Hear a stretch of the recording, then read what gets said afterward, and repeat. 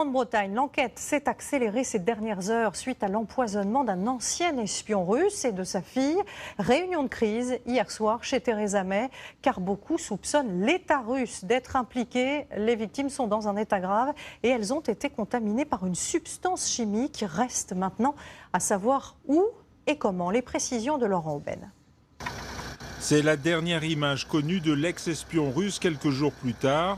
Il sera retrouvé mourant aux côtés de sa fille sur un banc dans la petite ville de Salisbury dans le sud-ouest de l'Angleterre. Depuis, la ville est en état de siège ou presque. Caméras de surveillance saisies, perquisition dans la maison de l'espion, dans le restaurant et le bar où le père et sa fille ont déjeuné et bu un verre et où l'on a retrouvé des traces du poison. Dans le cimetière de la ville aussi, où reposent la femme et le fils de l'espion.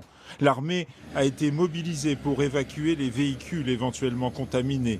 200 témoins ont été identifiés, 250 policiers mobilisés. En résumé, nous gérons cette affaire comme un événement majeur concernant une tentative de meurtre à l'aide d'un gaz innervant.